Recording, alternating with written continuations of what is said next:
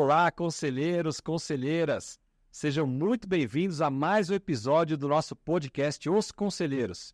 Todas as segundas e sextas-feiras às 20 horas, aqui pelo nosso canal no YouTube e também pelo Spotify, trazendo sempre um convidado, uma convidada, seja empresário, executivo ou conselheiro, para que nós possamos conhecer um pouco da sua trajetória de vida pessoal, profissional e tirar daí insights para o nosso aprendizado. Aproveite também para apresentar a vocês a nossa revista Board Review. Dentro da nossa Board Academy nós temos o braço editorial, tanto com livros como revistas. Se você deseja fazer a sua inscrição para receber a revista na sua casa, entre em contato conosco. Se você já é um Board Member, fica mais fácil. Procure na nossa plataforma Board Class e assine a revista Board Review para receber na sua casa um conteúdo de qualidade, de forma bimestral, e ainda ajude uma instituição de ensino de crianças carentes. Nós temos no braço editorial também nossos livros, Os Conselheiros. Nós temos o nosso livro Lean Governance e o nosso livro Carreira de Conselheiro. Estão todos disponíveis também na nossa plataforma para a aquisição. Se é a sua primeira vez aqui no nosso canal, te convido a fazer a inscrição, ativar o sininho para receber notificação sobre os próximos episódios. Se você julgar que esse capítulo foi interessante, compartilhe o link com outras pessoas também que possam vir a assisti-lo. Vai ser um prazer tê-lo conosco. Hoje, aqui no nosso podcast, nós temos um convidado muito especial, um amigo. Eu tenho certeza que nós vamos aprender muito com a trajetória de vida pessoal e profissional dele. Com vocês, Paulo D'Angelo. Paulo, seja muito bem-vindo. Pessoal, um prazer imenso estar aqui com vocês para poder conversar um pouco com o Marcelo aí e passar para vocês um pouquinho do que foi minha vida e minha trajetória até esse momento. Olha, Paulo, já fazia tempo que estava para a gente marcar esse dia para você vir aqui. Por outros motivos a gente não conseguiu fazer antes, mas eu confesso que para mim é uma honra, desde que lá atrás a gente se conheceu, o projeto do livro Os Conselheiros, né? E a gente começou ali a ter um relacionamento. Pode ter certeza que eu tenho uma grande admiração por você, viu? A recíproca é verdadeira, né? Eu acho que a Board Academy e todos vocês me abriram uma perspectiva nova aí de carreira, que são oportunidades que eu tenho buscado aproveitar e que já têm me dado resultados e tem sido realmente uma experiência muito prazerosa para mim fazer parte dessa comunidade. Que bom, muito bom ouvir isso e sem dúvida alguma isso vai servir de incentivo para outros profissionais que também estão procurando a Board Academy. Nós tivemos, há algum tempo atrás, um evento onde muitos profissionais que estiveram naquele evento eram executivos que ainda estavam atuantes, outros que estavam em processo de transição de carreira, mas muitos já estavam aposentados e sem uma nova perspectiva do que fazer pós-aposentadoria, né? E aí, quando olharam a Board Academy e a carreira de conselheiro, falaram, opa, peraí, eu tenho muito ainda a contribuir com o mercado, com a sociedade. E vislumbraram, então, no conselho, uma forma não de transição de carreira, mas de continuidade da carreira, de uma forma diferente, no mercado do conhecimento, pegando tudo aquilo que agregaram ao longo de 20, 30, 40 anos de experiência e podendo ajudar outros empresários, pequenos, médios, empresas familiares do nosso Brasil. Então, é um privilégio realmente ter você aqui. E, Paulo, para começar esse nosso bate-papo aqui bem gostoso, eu costumo dizer o seguinte, que a foto é muito bonita. Eu entrar lá no LinkedIn do Paulo lá, ou pedir um currículo para o Paulo, vai ter uma foto do que o Paulo é hoje, né? Mas o Paulo que é hoje vem de um Paulo que começou lá atrás. Então, eu gostaria de voltar com você um pouquinho nessa trajetória, nessa sua história, a sua juventude, saber aonde você nasceu, se os seus pais, familiares, enfim, são de que origem, como foram os seus primeiros passos na carreira, decisão pela escolha ali de fazer uma faculdade, qual profissão seguir, e a gente caminha então na direção para chegar finalmente na foto de hoje. Ok, eu acho que vai ser até interessante, porque eu acho que a minha história é um pouco inusitada, né? Normalmente você vê, às vezes, muita gente que vem aqui e fala que começou a trabalhar cedo, que a vida inteira vislumbrou a carreira que queria seguir, né? E assim, a minha história não tem muito disso. Na realidade, meu pai era professor da Universidade Federal de Minas Gerais, ele era médico, professor de anatomia, minha mãe era dona de casa, né? A família de São João del Rei, do meu pai e da minha mãe.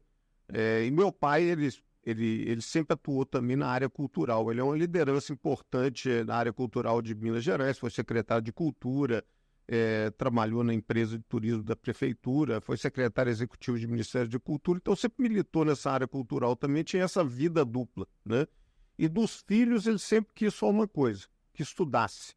Então eu fui criado num ambiente onde meu pai nunca me deixou fazer nada, ele só tinha uma exigência: você precisa estudar, porque se a gente não estudar, a gente não vai para frente, né? Mas a área dele era medicina e eu não queria ser médico. Eu tinha pavor de sangue e isso aí motivou a minha primeira escolha da vida, que médico eu não queria ser, né? Não sabia o que queria ser, mas tinha certeza do que não queria ser. Exatamente. E naquela época, vamos lá, 1978, não é que tinham tantas profissões como tem hoje, né?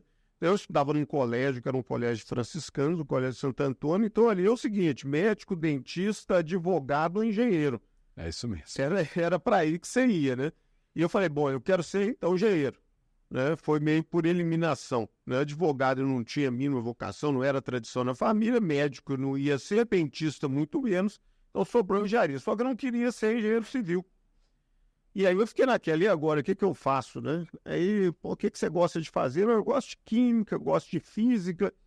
Bom, você tem aqui engenharia de Minas, engenharia metalúrgica, engenharia química, e aí, entre essas, eu escolhi engenharia metalúrgica, né? Mas foi meio uma escolha quase aleatória, né? Eu em engenharia. Muito jovem, né? Inclusive, Eu tinha 17 anos. 17 anos, se não tiver ali um apoio dos pais, é muito difícil você escolher uma profissão. São poucos que, de fato, estão determinados na profissão que vão escolher.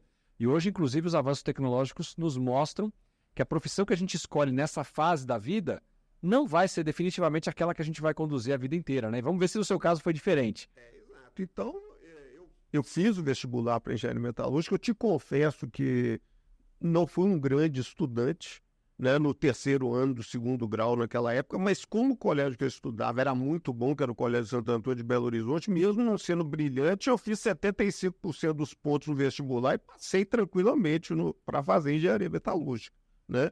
E foram ali 5 anos. A engenharia metalúrgica é um curso. Isso em Minas, lá no UF, Universidade Federal de Minas Gerais. Tá. A engenharia metalúrgica é um curso muito pesado, né? E forma basicamente pessoas para trabalhar em siderurgia. Siderurgia. Né? Que era a vocação do estado de Minas Gerais. Acontece que eu tinha uma ideia na cabeça, que era ir para a carreira universitária.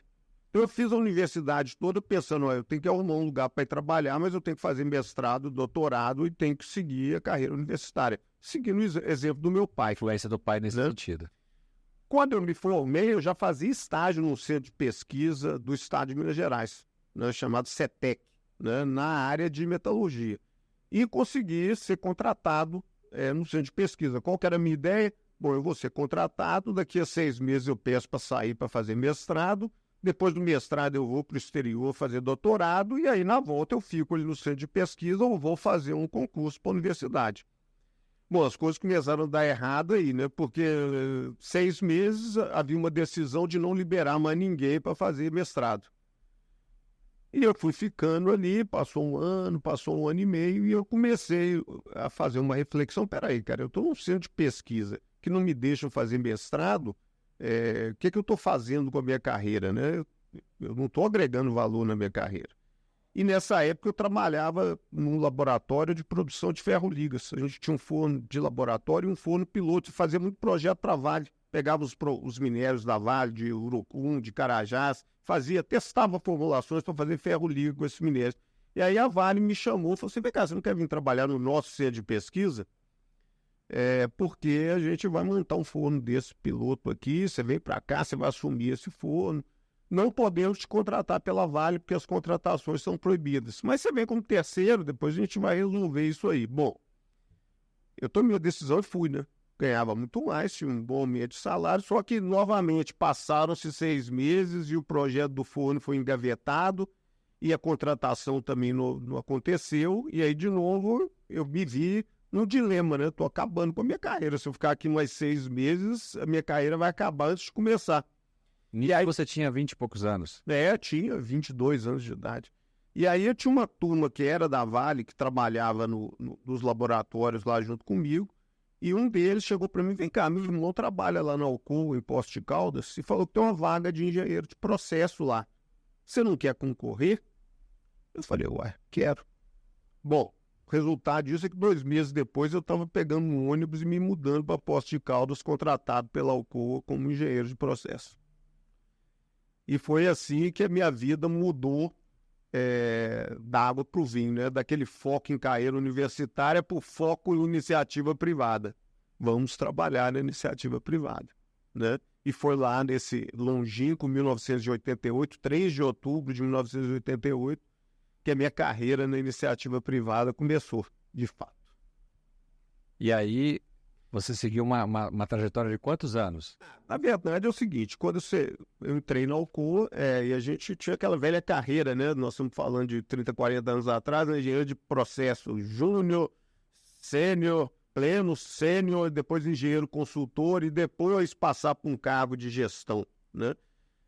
Nessa brincadeira eu percorri essa trajetória toda em mais ou menos 10 anos. Né? Todos na Alcoa? Todos na Alcoa, e foi uma trajetória interessante, porque logo que eu entrei, a Alcoa sempre foi uma empresa que atuou muito na vanguarda. Então, eu gostaria de deixar isso registrado aqui: o profissional que eu sou foi formado pela Alcoa. A Alcoa, naquela época que eu entrei, ela estava com um programa global, chamava Excelência através da Qualidade.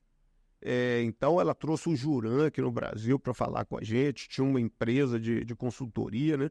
Então, ali eu tive contato com essas ferramentas todas de qualidade, processo de satisfação de cliente, aquela visão do cliente interno, o processo de benchmarking, metodologia de controle de processo, controle e capacidade de processo. Então, fui treinado nessas ferramentas todas e fui realmente muito bem preparado, além da parte de processo mesmo da Alcoa, que era a produção de alumínio, né? Como eu te disse, eu fui formado para ser siderurgista. A única aula que eu tive sobre eletrólise de alumínio foi uma aula que eu não fui, né? Então a Alcoa também me formou e me treinou na parte de processo delas, né? Então, assim, em 10 anos eu era um profissional muito bem preparado, né? Em Poços de Caldas, e aí eu tive a oportunidade de ser transferido para São Luís do Maranhão. Segura aí. Nesse período, eu imagino, você entrou ali com 20 e poucos anos, 10 anos... Chegou a casar nesse período aí até? Como foi? Eu entrei na Alcoa. Eu entrei na Alcoa em outubro de 88, já estava noivo, casei em abril de 89, né? Estou fazendo 35 anos de casado agora. Minha esposa é terapeuta ocupacional, né? Então, largou o que ela tinha aqui em Belo Horizonte e foi para Poços de Caldas, né? Como era uma pessoa que era muito competente, ela conseguiu se colocar na APAI de Poços de Caldas e começou imediatamente, quase imediatamente, a trabalhar na APAI, né? Então foi bom, porque estavam os dois ali com atividades profissionais, né? E foram, assim, realmente 10 anos de muito aprendizado e de crescimento profissional, né? No meio desse caminho, nós participamos do Prêmio Nacional da Qualidade, que naquela época estava em moda, né? E ganhamos, fomos finalistas no primeiro ano, ganhamos no segundo ano, né?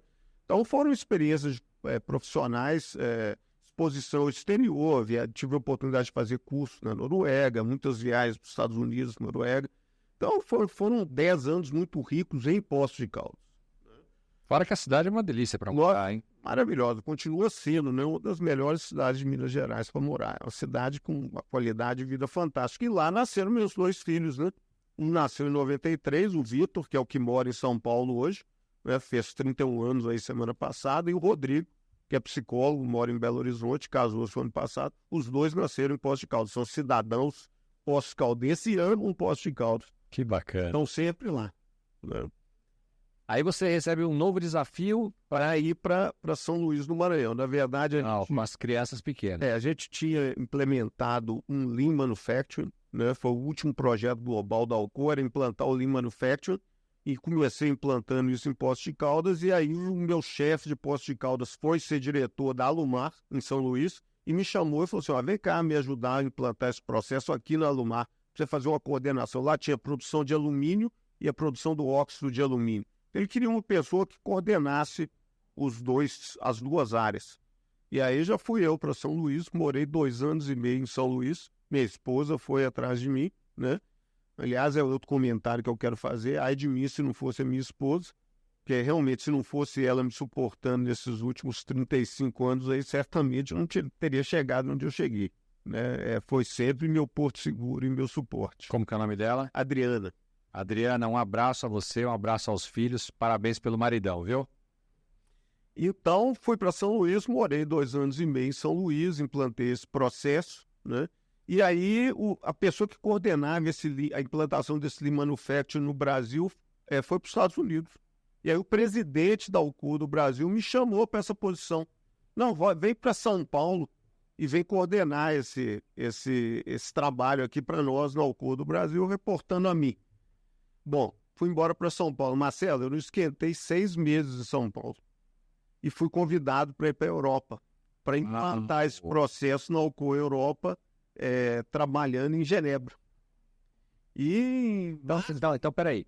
São Luís, quanto tempo foi? 2 anos e meio. 2 anos e meio. Fez um bom trabalho, a pessoa sai, você é chamado para São Paulo para ocupar a posição, 6 meses depois, está embarcando para a Europa. Exatamente. E aí fui para Genebra e leva a família toda. Meus filhos tinham começado a estudar inglês aqui. Imagina o desafio, enfiei os dois numa escola internacional lá. Por sorte, criança é fantástica, né? Em 3 meses eles estavam falando inglês melhor do que eu, né? E aí moramos 2 anos e meio em Genebra e eu viajava a semana inteira, porque eu coordenava a implantação desse trabalho de Lean Manufacturing em 3 fábricas na Espanha, 2 na Itália, tinha um lingotamento na Hungria e tinha um outro lingotamento na Holanda. Então eu viajava toda semana, praticamente em Genebra, eu estava os fins de semana com a família que ficava lá. Que experiência fantástica. Eu comprei muita chapa de alumínio da Alcoa. Exato. Da parte de laminados na Itapsuma. 2001 até 2008 eu comprei. Trabalhei numa empresa que faz latas de refrigerante e cerveja, então a gente comprava a bobina, né? Hora para fazer o corpo da lata, hora para fazer a tampa. Então vinham 2 tipos de alumínio de vocês. E aí foi isso, eu morei em Genebra 2 anos e meio, e aí depois de 2 anos e meio eu senti que eu precisava voltar para a área operacional. Estava muito tempo nessa área de staff e falei, pô, acho que é bom o staff, é bom influenciar pessoas, é bom você poder se reportar presidente de unidade, CEO, mas estar na produção eu acho que é fundamental para qualquer um que siga essa carreira na indústria. E aí me deram uma outra oportunidade na Europa. Meu chefe falou assim, não, vem cá, você não quer ser o gerente de produção do nosso smelter na Itália, na Sardenha? Você vai para lá, é uma oportunidade, você não sai da Europa e vai para a Itália ser o diretor de operações lá do nosso smelter na Sardenha. E eu topei, né? Depois de 2 anos e meio em Genebra, me mudo com a família para uma cidadezinha na Sardenha de 5.000 habitantes, chamada Porto Escuso, para ser um gerente de produção de um smelter que a gente tinha lá, de produção de alumínio de 150 mil toneladas. E alguém pode falar, né, o que estava fazendo uma fábrica de alumínio na Sardenha? Porque, na realidade, a Sardenha é uma ilha, ela está 1 hora de avião de Roma, né? Então, havia uma necessidade de fazer o desenvolvimento dessa ilha. E aí o governo italiano botou uma opção de indústrias lá, inclusive uma indústria de produção de alumínio, né? Vários incentivos. Exato. E essa empresa era estatal e quando a Alcoa começou a expandir suas atividades, comprou operações na Europa, essa foi uma das operações que ela comprou, né? E lá fui eu, por 2 anos e meio, ser o diretor, gerente de operações lá da fábrica de alumínio da Alcoa. Foi uma experiência fantástica, eu aprendi a falar italiano, a minha família é de origem italiana, né? Então foi um reencontro aí com as raízes, né? Família por parte de pai. Os filhos também tiveram que aprender também. Uma escola de freiras, onde só falava italiano, e eu no fim eu já estava fazendo até análise sintática em italiano, porque tinha que ajudar eles com os deveres da escola, né? Então foi um período muito bom, grande aprendizado. A questão sindical na Itália ela é muito pesada, é uma estrutura diferente da nossa. Dentro dessa fábrica de alumínio, a gente tinha que lidar com 9 sindicatos diferentes. E eles tinham uma representação sindical unitária, que eram 13 sindicalistas. Você tinha que conversar com eles, um poder violento, uma confiança violenta que ele tinha dos empregados. E eles tinham um grupo de saúde, segurança e meio ambiente que, pela lei italiana, esse pessoal tem poder de chamar qualquer órgão de fiscalização para dentro da sua empresa e você só fica sabendo quando o fiscal está lá do lado do problema. Então, você tem que ter muito jogo de cintura para negociar com esse pessoal e para lidar com esse pessoal. Então, esse foi o grande aprendizado para mim nessa época, né? Mas depois de 2 anos e meio, Marcelo, eu senti que o tempo estava passando. Aí meus pais estavam ficando velhos, minha sogra estava ficando velha. Eu não queria que meus filhos... Não era desejo meu que meus filhos crescessem fora do Brasil. E aí apareceu uma oportunidade de eu voltar para o Brasil. E aí, cara, eu vim embora. Na Alcoa. Na Alcoa também. Voltei para um cargo, vamos dizer, corporativo global, né? Mas morando em Poços de Caldas, né? Então, nessa época, eu era responsável por um processo na Alcoa que se chama análise de manufatura, onde você pega os diversos KPIs, por exemplo, de uma fábrica de alumínio, e compara com benchmarks globais, e aí estabelece um potencial para aquele KPI para os próximos 3 anos, que investimentos você tem que fazer, que melhorias de processo você tem que fazer, e faz todo o cálculo financeiro para ver quanto que daria de retorno, para depois você poder chegar à priorização e ver que iniciativas vão ser priorizadas nos próximos 3 anos. Então, eu chefiava um grupo global que fazia isso para o mundo. Deixa eu pegar um gancho aqui, porque a gente está falando para empresários, a gente está falando para conselheiros, executivos, né? O nosso público ele é bem abrangente. Isso que você falou dos KPIs aí, da forma de medição, acompanhamento, viabilidade financeira, eu queria que você repetisse isso, porque tem muito conselheiro que vai sentar na mesa de um conselho de uma empresa e não sabe o que ver nessa empresa, o que medir. Tem muito empresário que está olhando seu faturamento, está olhando ali o lucro líquido, talvez um EBITDA, mas ele não tem esse tipo de KPI que você trouxe aqui. Eu queria que você falasse um pouco de novo sobre isso, porque eu acho que é muito importante, muito relevante para quem quer continuar, especialmente num processo produtivo, de continuidade de crescimento, de evolução tecnológica, né? Tem muito empresário que está parado há um tempo. Eu acho que essa questão dos KPIs é relevante. Aí eu lembro até o Ranchara, né, que é o nosso grande mentor, aí, um cara que estuda conselho na Universidade de Harvard. Ele fala que uma das missões do conselheiro é entender o modelo de negócio da empresa onde ele está trabalhando. E isso implica em conhecer quais são os KPIs, né, não financeiros, né, que alavancam o negócio dessa empresa. Precisa sempre ter resultados financeiros, claro, você acabou de mencionar, mas eles são alavancados por performance não financeira. E a gente tem que conhecer isso e principalmente conhecer onde a gente está comparado com referências aí nacionais, globais da indústria e se a gente tem um plano para poder melhorar isso aí, qual o impacto financeiro que isso vai gerar, né? No caso da indústria de alumínio, tem uma série de KPIs padrão. Outros negócios têm os seus KPIs padrão. Mas o importante é você saber quais são, qual o seu nível atual de performance, aonde você quer chegar e, principalmente, que iniciativas você tem que tomar que exigem investimento e que não exigem investimentos para fazer o progresso desses KPIs, né? E isso é fundamental em qualquer tipo de negócio, né? E era o trabalho que a gente fazia ali, né? Além do mais, o pessoal me botou para chefiar um grupo um grupo global que cuidava da operabilidade de novos processos, né, de novos projetos.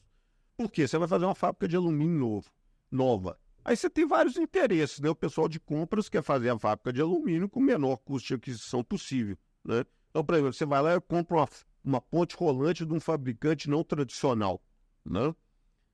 Bom, sob o ponto de vista financeiro, pode fazer muito sentido, né? Mas o quão operacional isso é? Porque se você não tiver uma confiabilidade comprovada desse equipamento, você pode gastar toda a economia que foi feita na aquisição para fazê-la funcionar. Só que isso aí não vai ser mais problema do departamento de compras nem do departamento de projetos, vai ser um problema da operação. Vai.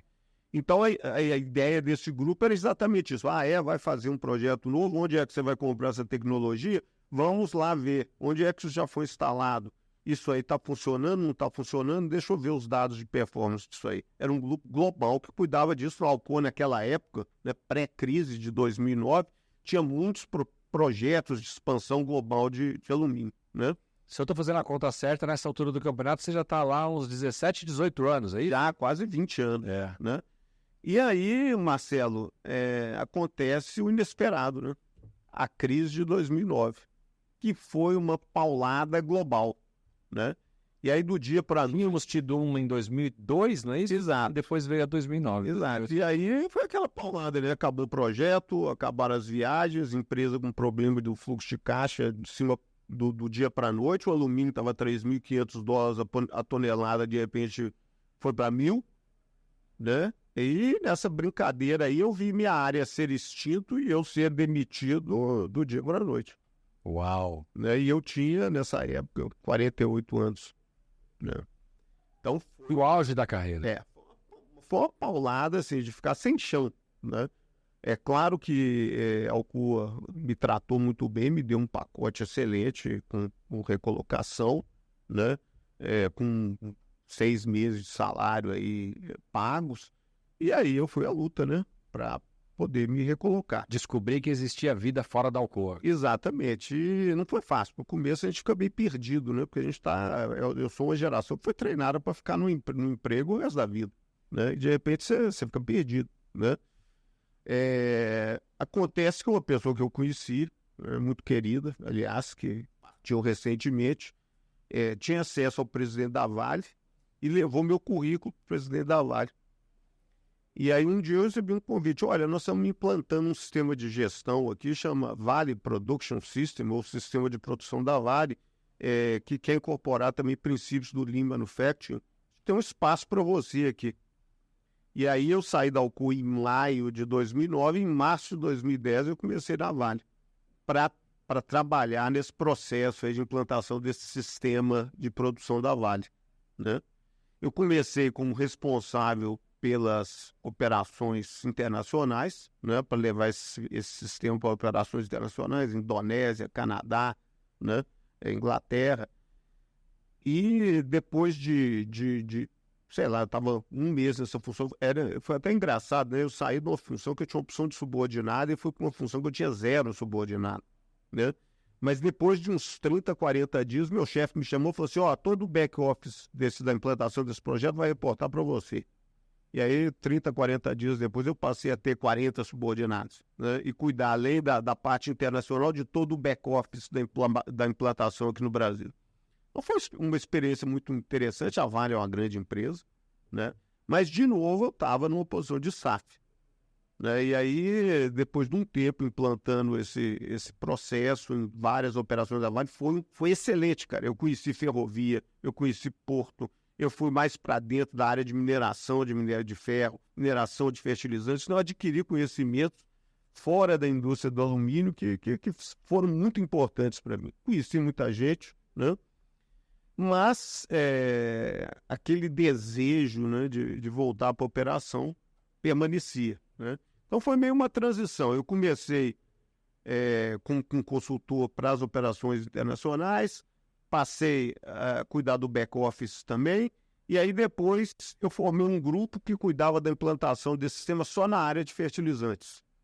E aí me ocupei das operações de fertilizantes, concentrado ali. E ali, depois de uns 2 anos fazendo isso, o diretor executivo da Vale, que cuidava de fertilizantes, me chamou e falou assim: olha, eu vou fazer uma mudança na organização, o diretor de produtos fosfatados vai sair e eu gostaria de te convidar para ocupar essa posição. Você tem que mudar para Uberaba. Eu falei: ué, vamos, né? E aí eu mudei para Uberaba, né? E dessa vez já foi sem família, porque minha sogra já estava idosa, precisando de cuidados, meus filhos já na universidade, aí eu me mudei sozinho. Quando você estava em Poços de Caldas, quando você ficou desempregado? Aí mudei para Belo Horizonte. Aí você foi para Belo Horizonte. E aí depois para Uberaba. Só que aí Uberaba já... Aí a família ficou em Belo Horizonte. Ficou, e eu ia e voltava, né? Então comecei a trabalhar como diretor de produtos fosfatados, grandes desafios, né? Muitas plantas, né?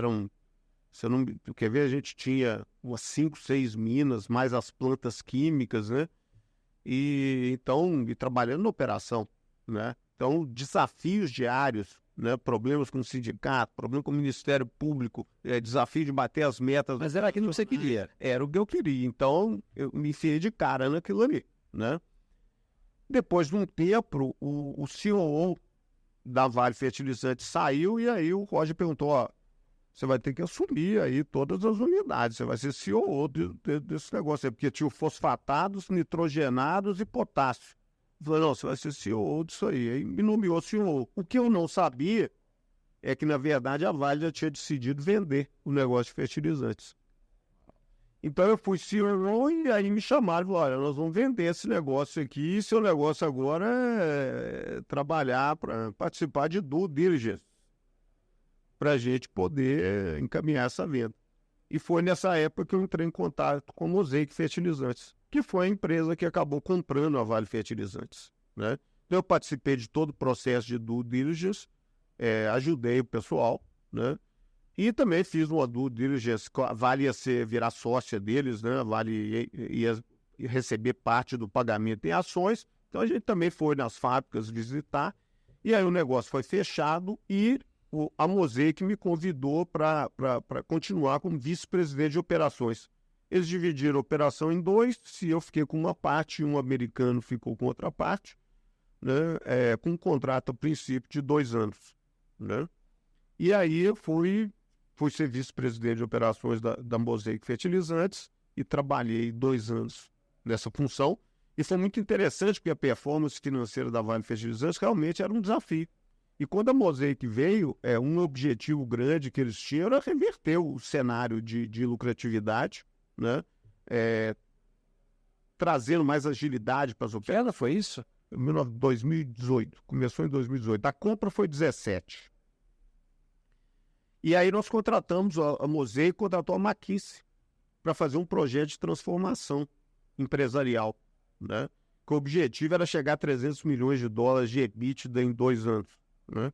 E foi muito interessante porque eu participei desse projeto e participei do projeto de storytelling da nova Mosaic Fertilizantes, processo que teve um envolvimento aí de 200 líderes, para a gente escrever uma história de mudança, por que mudar, como mudar, quais são as nossas ambições, e a McKinsey por trás com uma metodologia de transformação em 5 etapas, que basicamente são gerar ideias de melhoria e passando isso numa peneira financeira, até que você quantifique o impacto no bottom line do negócio. E aí você parte para a implementação, né? Então foi muito legal participar disso por 2 anos, né? E aí, depois de 2 anos, realmente eu deixei a companhia, né? Eu diria o seguinte, era esperado, mas foi meio inesperado, né? A gente tem que... Para mim foi uma frustração. Você faz um bom trabalho, o contrato está vindo, mas você fala assim, mas vamos renovar, vai acontecer. Né? Eu achei que eu poderia continuar ali, não continuei, né? Aí nesse ponto a gente tem que... Aquele negócio, né? Às vezes a realidade é tão óbvia e a gente não quer enxergar, né? É um aprendizado que a gente tem que ter na vida, né? Quando a realidade está vindo, a gente tem que buscar se antecipar ela e fazer os seus movimentos antes que ela te atinja, né? Nesse caso, eu não fiz isso. Chegou um momento, eu deixei a empresa, 3 meses depois eu estava como diretor de operações na CEMOC, que é uma empresa chinesa que comprou a Agroamérica, né? Eu fiquei nessa empresa 8 meses, né? Eu realmente tive muita dificuldade com a cultura chinesa, não foi uma cultura a qual eu me adaptei, né? E aí, depois de 8 meses, de comum acordo, a gente encerrou o contrato e aí eu realmente caí no mundo, né? E foi um período interessante, porque aí você já tem quase 60 anos, né? E aí você começa a se defrontar com o famoso etarismo, né? Não interessa se você é muito qualificado, se você tem grandes habilidades, se você fala 3, 4 línguas, depois que você faz 60 anos, você precisa começar a olhar a vida com outros olhos, né? E eu confesso para você que inicialmente eu pensei em me recolocar. E até contratei consultoria de recolocação. E demorou um tempo até a minha ficha cair que isso não ia acontecer mais e que eu tinha que arrumar outro caminho na minha vida, né? E foi nessa hora que eu cruzei com a Borda Academy. Então você está dizendo para nós aqui, é importante isso, que próximo ali dos 60 anos, depois de uma carreira brilhante aqui que você relatou para a gente, acontece numa empresa por incompatibilidade, enfim, cultural e tudo mais, o desligamento ali de ambas as partes, e você se encontra ali na casa dos 60 anos e percebe que o mundo executivo talvez já não caberia mais para você naquele momento. Exatamente. E, assim, inicialmente, enquanto eu estava com a ideia que eu seria colocado, eu fui fazer coisas que eu tinha abandonado há muito tempo, né? Que eu sempre gostei de música, então eu fui estudar flauta, fui estudar violão, fui cantar num coral, fui fazer uma terapia, porque a gente tem que cuidar da cabeça, né? A cabeça, nesse momento, acho que é fundamental, né? Então, é uma coisa que eu tinha interrompido por um tempo, voltei a fazer. Fui fazer muita atividade física, porque eu acho que é importante também para cuidar do corpo, ajuda a cuidar da mente também, né? E nesse momento eu cruzei com a Body Academy quase que por acaso, na internet. E eu comecei a olhar aqui e falei, pô, esse negócio aqui acho que pode ser interessante, né? Fui obtendo informações e conversando e resolvi entrar como membro da Body Academy. E aí eu comecei a assistir, né, alguns dos programas. Isso lá em 2022 ainda. Exato, eu fui um dos primeiros a entrar aqui. E aí eu percebi que me faltava formação de conselheiro, eu não tinha me preocupado com isso, né? Eu não tinha me preocupado em me formar para ser um conselheiro. E eu fui membro do primeiro programa de formação de conselheiros da Body Academy. PFCC. Exatamente. E aí foi um divisor de águas. Eu aprendi que, cara, quando você é executivo, você precisa de algumas habilidades. Quando você vai ser conselheiro, você precisa de outras habilidades. E o PFCC foi realmente uma experiência fantástica para mim. E aí foi interessante, porque logo em seguida vocês lançaram o Body Ventures, né? E eu falei, pô, esse negócio é legal, esse negócio de startup. Acho que é uma maneira que eu posso vir a contribuir aí, assim, com uma empresa onde eu sou investidor. E aí entrei com uma cota lá na Body Ventures, né? E aí, de novo, né? Eu sou um cara de empresa grande, né? E aí você começa a perceber o seguinte, bom, tudo bem, os conhecimentos para ser conselheiro, eu já adquiri. Agora, os conhecimentos para ser conselheiro de uma empresa pequena, que não tem uma estrutura igual uma empresa grande tem, eu acho que eu ainda preciso aprender, né? E aí lá fui eu fazer o Lean Governance, né? Com o Eduardo, com a Rafaela, né? Que foi o outro divisor de águas, que você vai agregando conhecimento. Aqui vale um parêntese, só para eu explicar aqui para quem está nos assistindo e não conhece os nossos programas. A Body Academy tem diversos programas de formação de conselheiros. Dentre eles, o PFCC, que é o Programa de Formação e Certificação de Conselheiros, voltado para quem deseja se tornar conselheiro numa empresa de médio porte, numa empresa familiar. Esse é o grande foco do PFCC. Já o Lean Governance é um outro programa também de formação de conselheiros, mais voltados para quem deseja se tornar conselheiro em startups, dentro desse ecossistema da inovação, da tecnologia. Então, são dois programas que atendem públicos distintos, e você fez os dois. Exatamente. E aí, agora, recentemente, aliás, essa semana, assinei o contrato para ser conselheiro de uma das startups da nossa Body Ventures, né, que é a Geo Inovações. Então, já estamos fazendo as reuniões, mas hoje a gente vai fazer uma reunião com todo mundo já com contrato assinado. Parabéns. E é uma experiência muito grande, porque é pro bono, né? Mas a verdade é essa, a gente tem que começar assim, pro bono, e ter uma satisfação de poder passar aquilo que você sabe. Não é só técnico, não. É da sua experiência de gestão mesmo, da sua visão de como é que você está vendo que as coisas estão sendo conduzidas, né? Como todo bom conselheiro tem que fazer, né? Porque engano quem acha que conselheiro é palpiteiro, né? Não, conselheiro aconselha com muita responsabilidade e proatividade e visão de mercado. Isso é uma coisa que às vezes as pessoas que nos procuram, não todos, obviamente, mas algumas pessoas nos procuram com uma confusão, né? Primeiro, não entendem muito bem a diferença entre o conselho de administração e o conselho consultivo.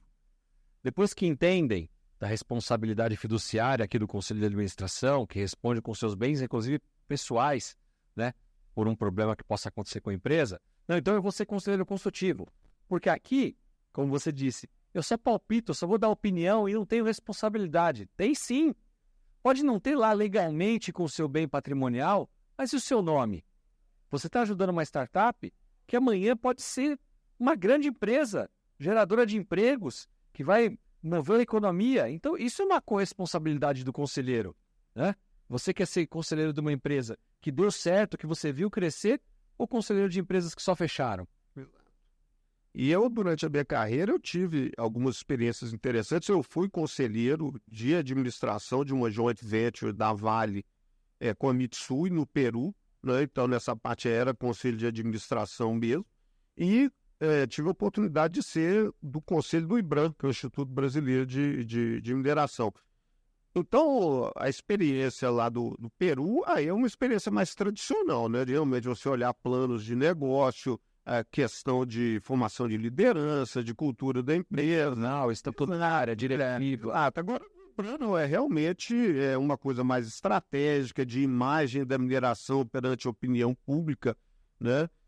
E o que a gente pode fazer para melhorar isso é outro tipo de representação, né?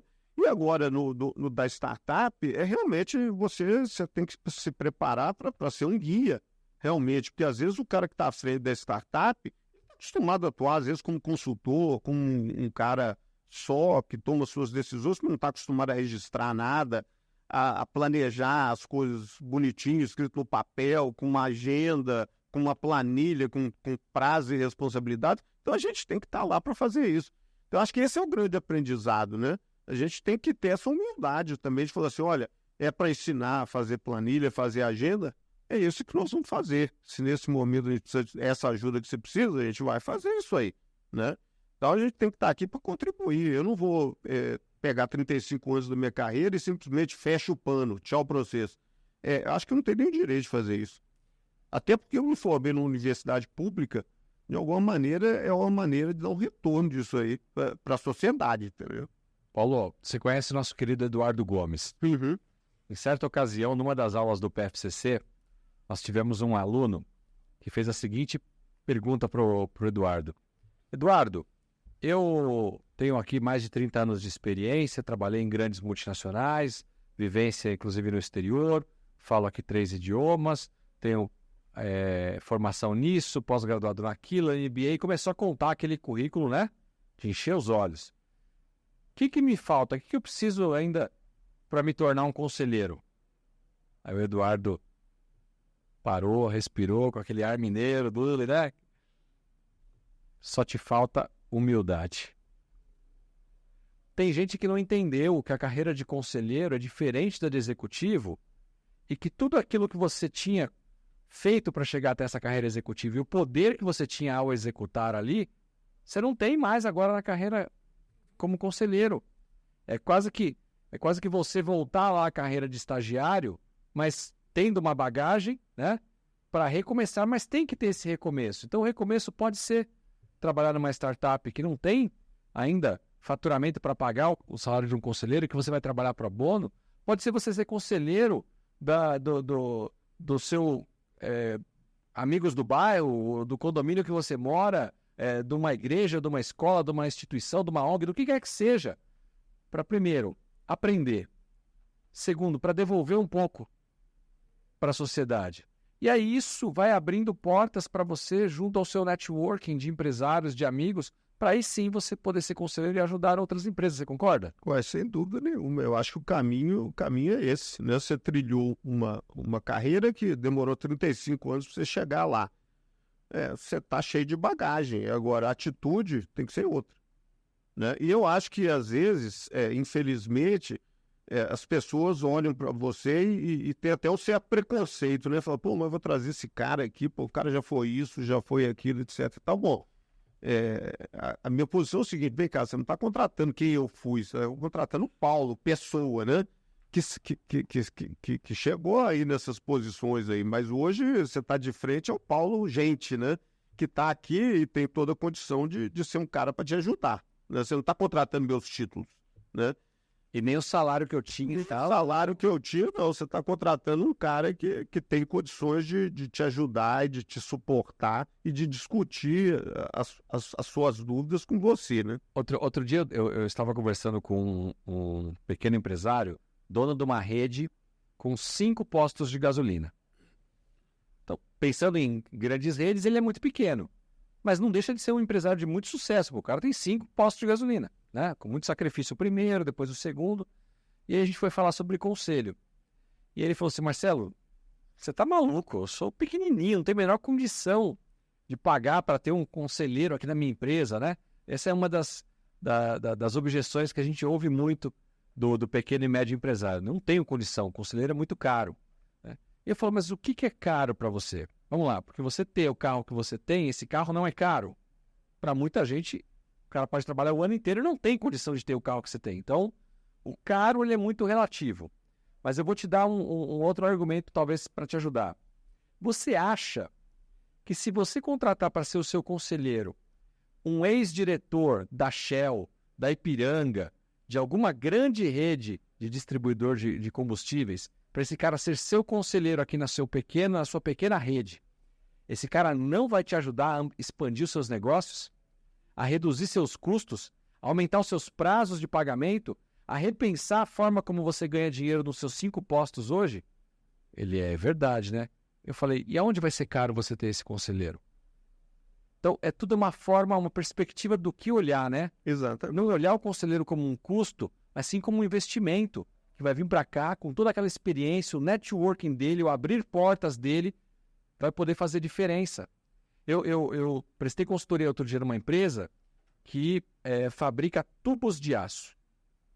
E ele, para fazer tubos de aço, ele compra a matéria-prima da Gerdau, da Usiminas, da Votorantim Metais, sei lá, dessas grandes empresas.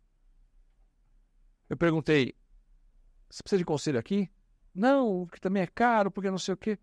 Mas e se você tivesse um conselheiro que já atuou nesse ecossistema aqui? Você acha que ele não poderia te ajudar, de repente, comprar com um melhor preço? Olhar outros mercados que você não está olhando para desenvolver? Melhorar a sua condição de pagamento? É mesmo. Então, até para você que está nos assistindo, né? E deseja se tornar um conselheiro ou está em formação aqui na Board Academy, pense nisso, nas objeções que os seus próprios amigos empresários possam ter e indique para ele os benefícios de ter um conselho.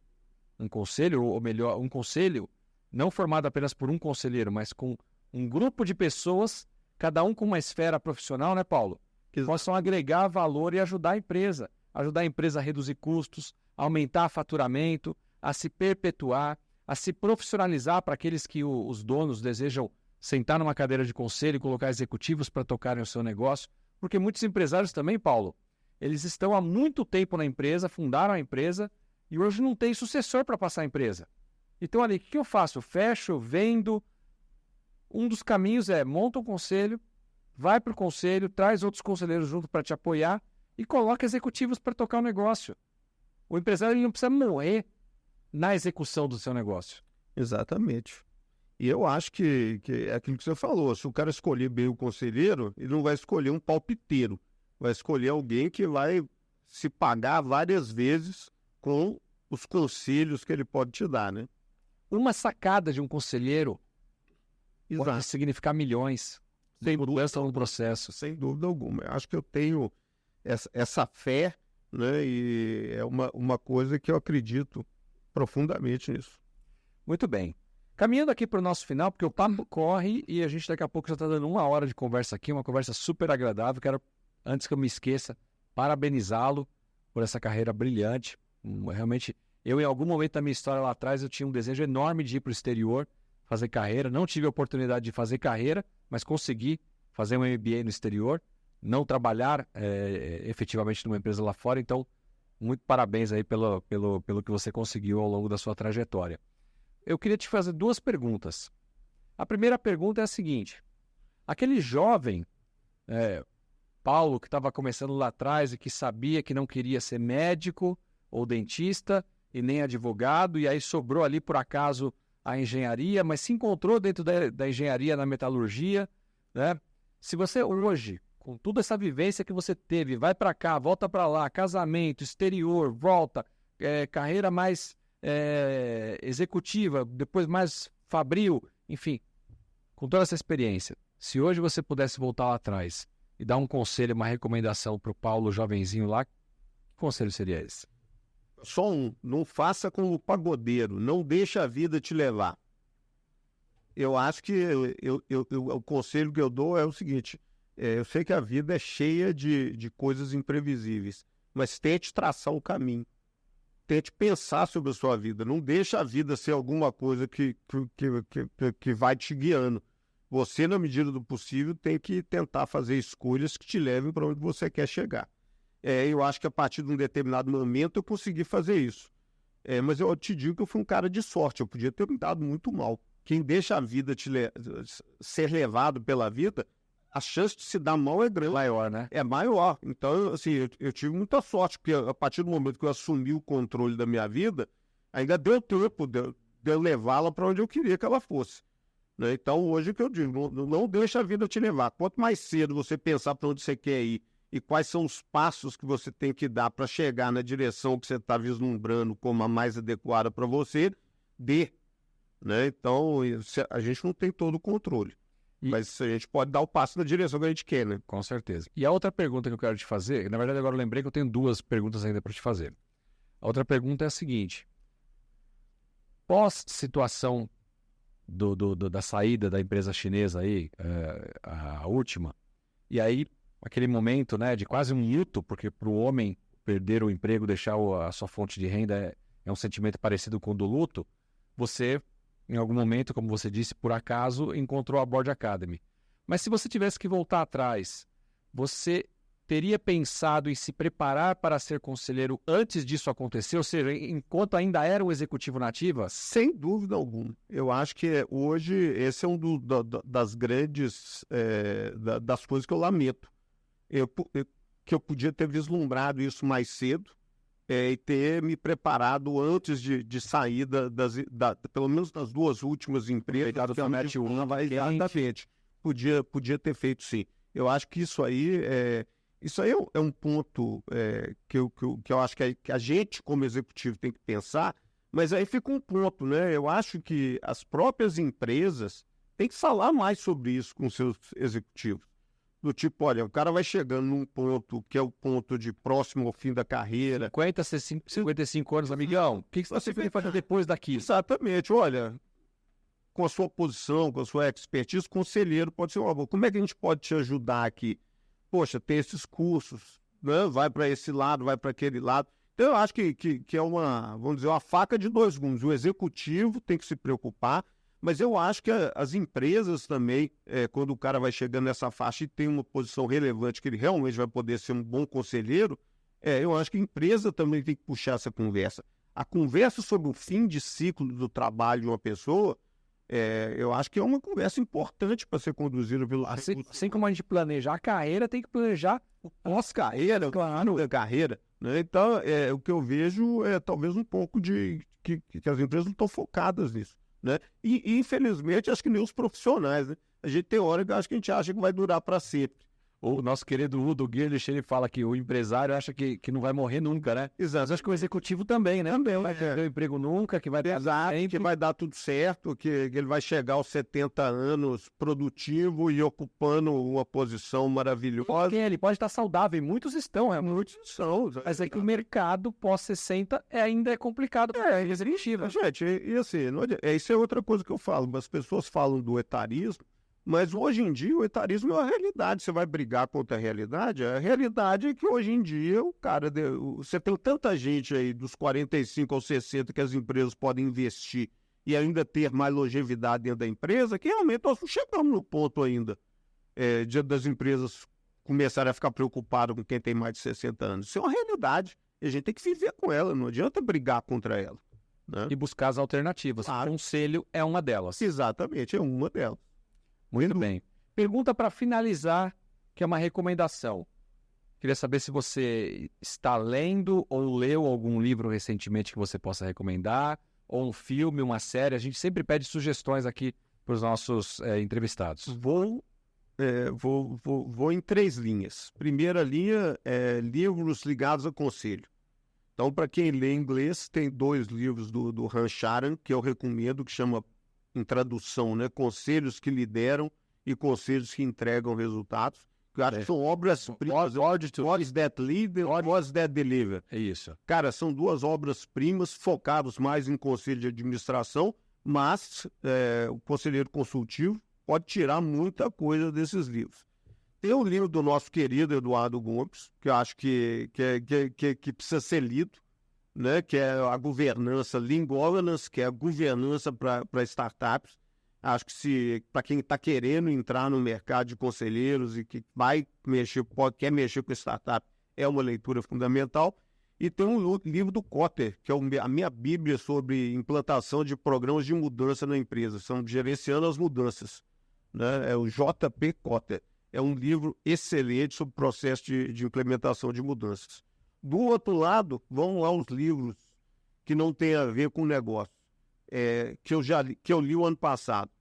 Por que as Nações Falham, que é um livro excelente que explica por que o Brasil não deu certo e o que a gente teria que fazer para dar certo, com exemplos de vários países. Tem um outro que é a continuação desse livro, que chama O Corredor Estreito, que faz uma análise das relações entre Estado e sociedade ao longo do tempo e mostrando como é que isso está ligado também à prosperidade de um país e de uma sociedade. E li a biografia do Marechal Lott, excelente para quem gosta de política e quer entender o que aconteceu depois da morte do Getúlio até o final do governo do Juscelino Kubitschek, excelente. E estou lendo agora a biografia do Fernando Pessoa, que é outra obra-prima maravilhosa. Séries, eu recomendo muito Peaky Blinders, que trata aí da gangue de ciganos aí que operava na Inglaterra ali após a Primeira Grande Guerra. E tem um livro, rapaz, que ajuda muito a gente a entender essa questão do Estado brasileiro versus milícias e narcotráficos. É uma série da Globoplay que chama Vale o que está escrito, que conta a história do jogo do bicho. É como se fosse um poderoso chefão do Rio de Janeiro, só que não é ficção. É verdade, e aí a gente entende o tamanho dos desafios que o nosso país tem aí em relação a crime organizado e segurança pública, que eu acho que é bem ilustrativo para todo mundo. Então, eu acho que é uma série aí para quem gostar de ler, gostar de ver séries. Excelentes recomendações. Paulo, só tenho te agradecer. Aprendi muito na nossa conversa de hoje e passei a te conhecer um pouquinho mais. Já te conhecia do livro, das nossas conversas, mas hoje eu tenho certeza que não só eu, como todos que estão aqui nos assistindo, passaram a te conhecer um pouquinho mais. E eu tenho certeza que empresários, empresas que estejam aí buscando por conselheiros, podem olhar no Paulo, um cara com muita experiência, com muita bagagem, com vivência inclusive internacional, né? Que pode ajudar e agregar muito valor a uma série de empresas que precisam de alguém como você. Então, muito obrigado pela sua participação aqui conosco, Paulo. Marcelo, muito obrigado aí pelo convite. Pessoal, foi um prazer estar aqui com vocês. Eu acho que é sempre um momento legal quando a gente consegue revisitar os últimos 35 anos da vida da gente, né? E ver que ainda tem muito caminho pela frente, né? Não acabou por aqui. A gente está só mudando de rumo um pouquinho, mas sempre em frente, né? Então, muito obrigado, Marcelo. Muito obrigado. E a vocês que nos assistiram, nos acompanharam, seja pelo YouTube ou pelo Spotify, queremos agradecer a sua presença, a sua participação. Se é a sua primeira vez aqui no nosso canal, te convido a fazer a sua inscrição e ativar o sininho para receber as notificações dos próximos episódios. Se você quiser deixar um comentário, uma curtida, nós agradecemos e iremos também te retornar. Conheça mais sobre a Board Academy através do nosso site e também nas redes sociais. Conheça os nossos programas de formação. Um muito obrigado e até a próxima. Tchau, tchau. Beleza.